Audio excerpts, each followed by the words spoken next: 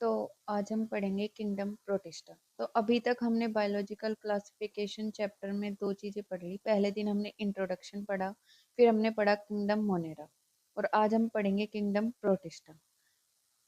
Start करते हैं। All single-celled eukaryotes are placed under protista, but the boundaries of this kingdom are not well defined. तो जितने भी single celled eukaryotes है वो सब प्रोटिस्टा के अंदर आते हैं। जो मोनेरा था वो प्रोकैरियोटिक सेल था एक, लेकिन जितने भी जो प्रोटिस्टा है वो सिंगल सेल्ड यूकैरियोटिक सेल्स है। इसकी जो बाउंड्रीज होती है किंगडम की वो वेल डिफाइंड नहीं होती.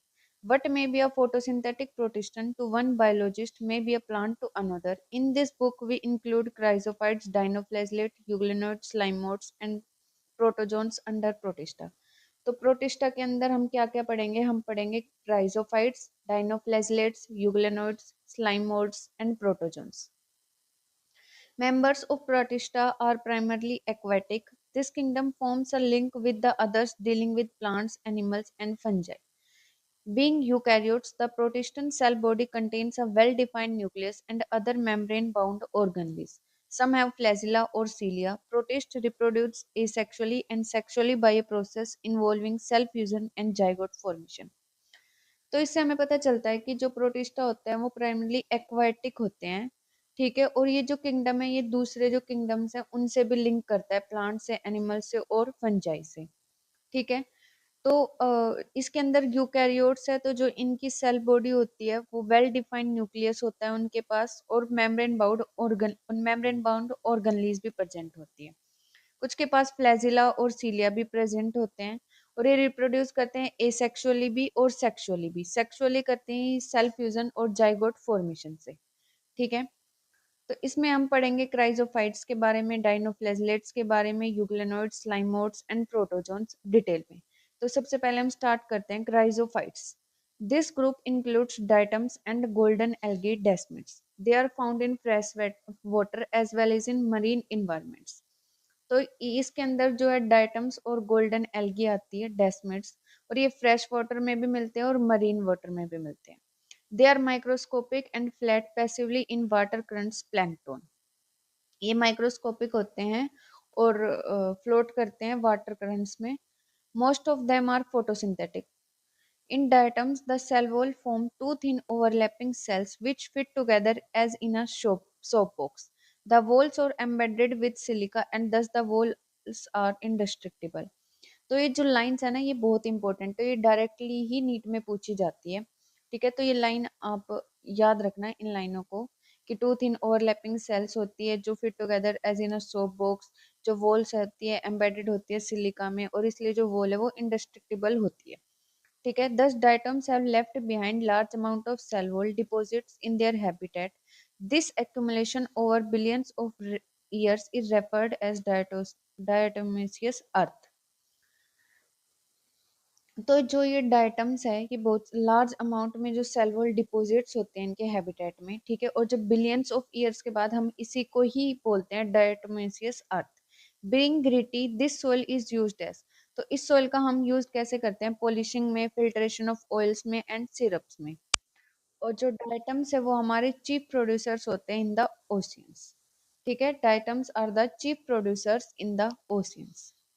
नेक्स्ट हमारे पास है डाइनोफ्लैजिलेट्स. इस साइड में इनके डायग्राम दिए गए हैं.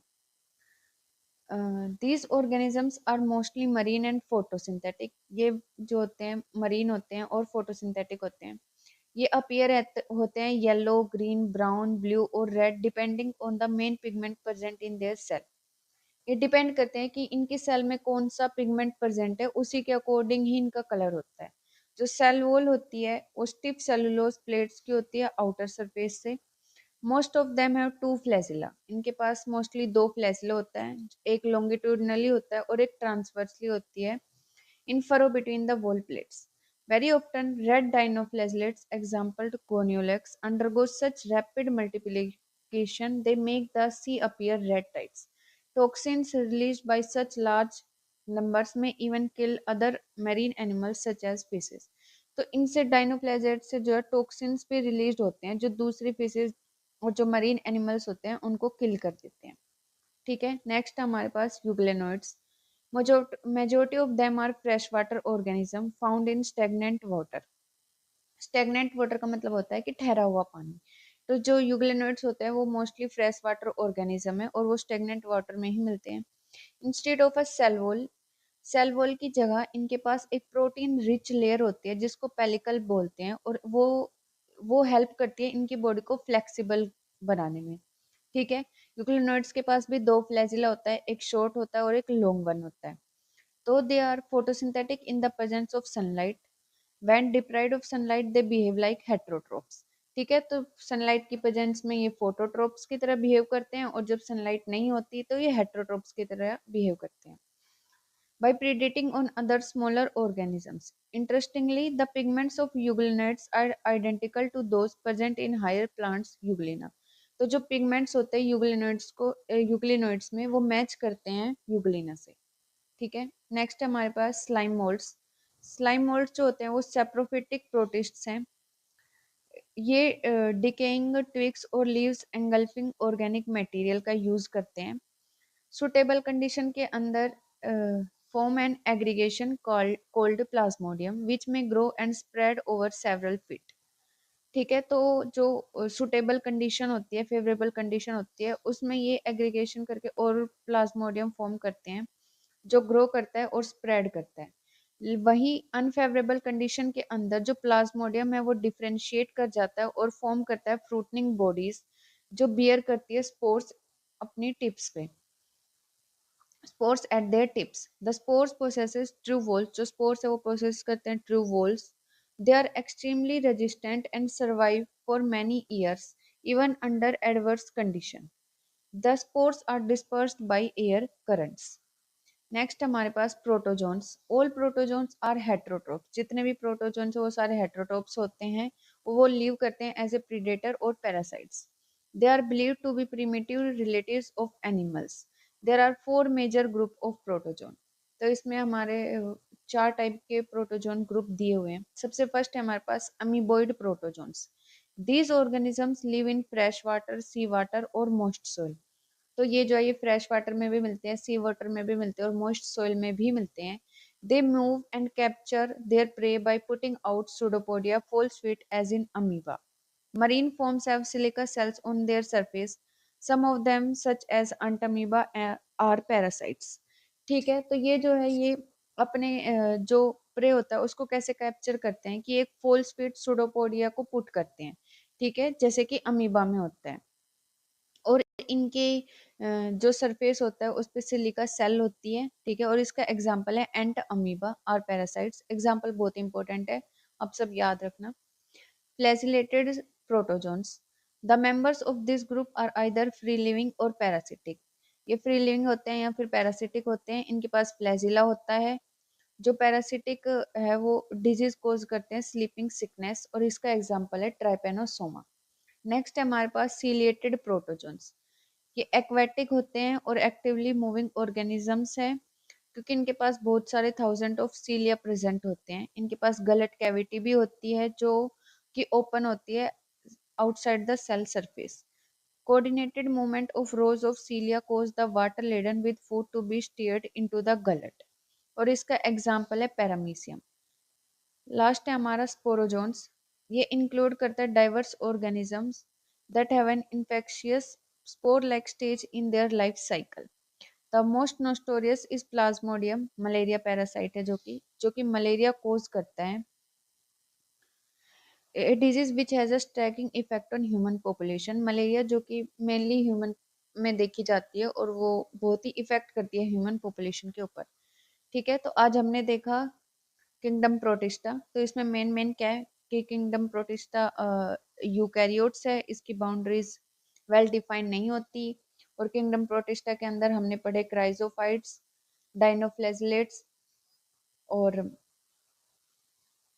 Chrysophytes, dinoflagellates, स्लाइमोड्स, यूग्लेनोइड्स, protozoans. ठीक है। तो क्राइजोफाइट्स देखा जिसमें डाइटम्स और गोल्डन एल्गी डेस्मिड्स आते हैं। ये पैसिवली इन वाटर करंट्स होते हैं। ठीक है। टू थिन ओवरलैपिंग सेल्स होती है जो fit together in a soap box. Wall जो होती है वो एम्बेडेड होती है विद सिलिका। ठीक है। और डायस्टोसमस अर्थ फॉर्म करते हैं। जो सॉइल होता है वो यूज होता है पॉलिशिंग में, फिल्ट्रेशन ऑफ सॉइल्स में, सिरप्स में, और जो डाइटम्स है वो चीफ प्रोड्यूसर्स होते हैं ओशियंस में। वही हमने डाइनोफ्लैजिलेट्स देखे जो कि मोस्टली मरीन और फोटोसिंथेटिक होते हैं। इनके जो पिगमेंट्स है उन पे डिपेंड करता है कि इनका कलर कैसा होगा। इनके पास स्टिफ सेलुलोज प्लेट्स होती है आउटर सरफेस पे। दो फ्लैजिला होते हैं, एक लॉन्गिट्यूडनली होता है और एक ट्रांसवर्स होते हैं। इसमें एग्जांपल है गोनियो कैलक जो रेड टाइड्स फॉर्म करते हैं और ये टॉक्सिन रिलीज करते हैं जो दूसरे एनिमल्स, मरीन एनिमल्स को किल कर देते हैं। उसके बाद हमने यूग्लिनोइड्स पढ़ा जो कि एक फ्रेश वाटर ऑर्गेनिज्म है और स्टेगनेंट वाटर में मिलता है। उसके पास प्रोटीन रिच लेयर होती है सेल वॉल की जगह जिसको पेलिसिल बोलते हैं, जो इनकी बॉडी को फ्लेक्सिबल बनाती है। इसके पास भी दो फ्लैजिला होता है, एक शॉर्ट और एक लॉन्ग होता है। सनलाइट की प्रेजेंस में फोटोसिंथेटिक की तरह बिहेव करते हैं और एब्सेंस में हेटरोट्रोप्स की तरह बिहेव करते हैं। और इसका एग्जाम्पल है यूग्लिना। उसके बाद हमने स्लाइमोड्स पढ़ा जो कि सेप्रोफिटिक प्रोटिस्ट है और ये प्लाज्मोडियम फॉर्म करते हैं फेवरेबल कंडीशन में, वही अनफेवरेबल कंडीशन में फ्रूटनिंग बॉडीज फॉर्म होती है। ठीक है। और उसके बाद हमने प्रोटोजोन्स पढ़ा जो कि हेट्रोटॉप्स होते हैं और प्रीडेटर और पैरासाइट की तरह लीव करते हैं। और इसके चार ग्रुप है मेनली, जिसमें सबसे पहले अमीबॉइड प्रोटोजोन है। अमीबॉइड प्रोटोजोन्स है जो कि प्रे को कैप्चर करता है बाय पुटिंग पोल्स फिट। ठीक है। और इसका और इनकी सिलिका सेल होती है इनके सरफेस पे और इसका एग्जांपल है एंटामीबा। उसके बाद फ्लैजिलेटेड प्रोटोजोन्स जो कि फ्री लिविंग और पैरासिटिक होते हैं और जो कि डिजीज कोज करते हैं स्लीपिंग सिकनेस। इसका एग्जांपल है ट्राइपेनोसोमा। उसके बाद सीलेटेड प्रोटोजोन्स आते हैं। इनके पास गलट कैविटी होती है जो कि ओपन होती है आउटसाइड द सेल सरफेस और इसका एग्जांपल आता है पैरामीशियम। उसके बाद है स्पोरोजोन्स। स्पोरोजोन्स होते हैं इसमें मलेरिया पैरासाइट्स आते हैं। इसमें स्पोर जो साइकिल चलती है वो मलेरिया साइकिल चलती है। ठीक है। और इसका बहुत ज्यादा इफेक्ट होता है ह्यूमन पॉपुलेशन के अंदर। ओके।